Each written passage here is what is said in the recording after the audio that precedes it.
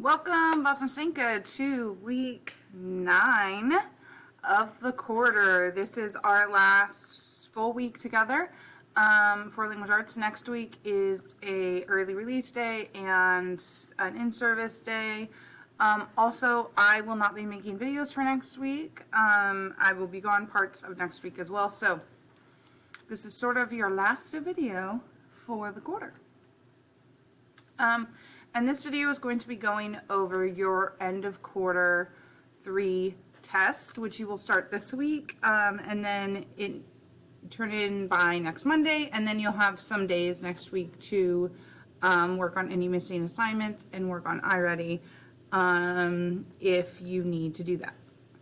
So go ahead and open your 3rd quarter end of test.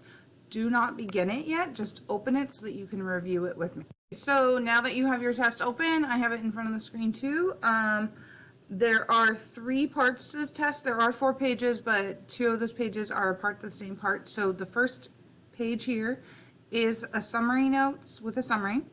Then you have word choice, and then we have an argument and a paragraph. Okay, so I will go through these 3 things here momentarily with you.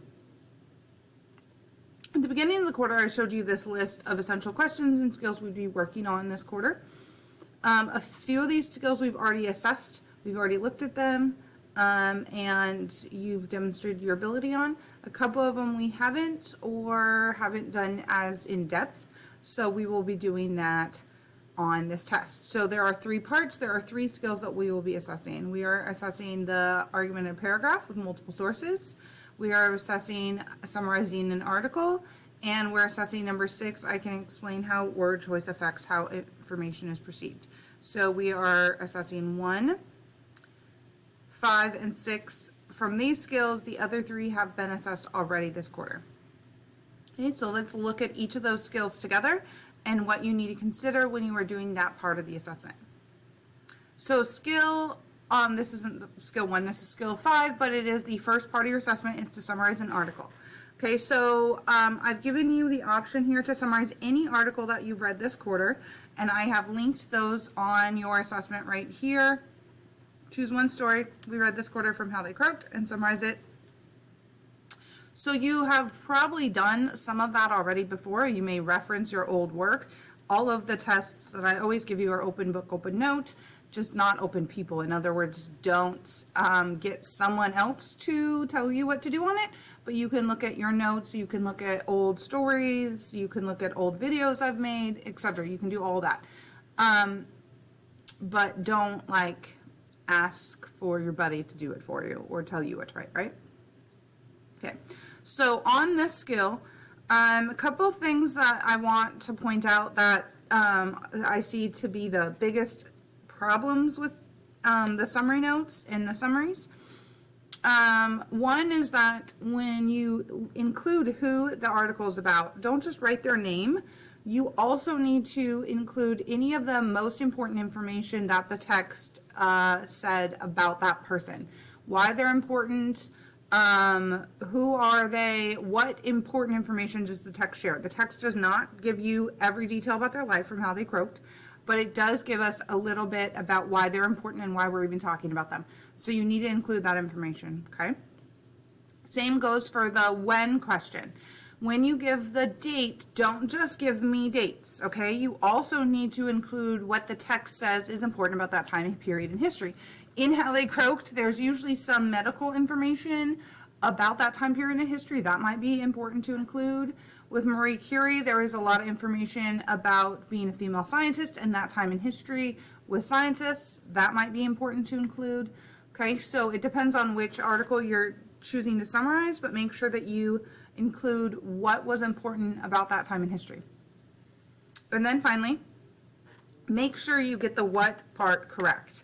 That is the most important. If you have that incorrect, the rest of it's kind of a little confusing. So it's who is the what about, when is did the what happen, why did the what happen, how did the what happen, okay? So what the article is about is usually given away a little bit in the title. And because all of these ones are how they croaked, they're almost always all about how the person died. There was a few that were a little different, like Einstein was more about what happened to his brain after death than about how he died. So just make sure that you get the what part correct, okay? And then finally, and I didn't write this on here, but when you turn it into a complete summary, it should have the exact same information from your summary notes. Exact same information. If you did your summary notes correctly, it should be the exact same thing. But you need to make sure that you turn it into complete sentences and combine it together into complete thoughts. Okay, the next part of your test is the word choice. Now, we have talked about word choice. It's been a few weeks since we've looked at word choice a little bit, but it was a big factor in a lot of what we talked about this quarter is those emotionally charged words, right? So, on that page, in your note, or on your test, there are 4 quotes from different stories and articles we read this quarter, and I have certain lines underlined. There might be other emotionally charged words in there, but those are the ones that I specifically noted for you. So you are looking specifically at those words that are underlined, okay? And in the box on the right, you need to think about how the underlined word affects the meaning of the sentence, and how would the sentence be different if the author used a similar word that was less emotional, okay?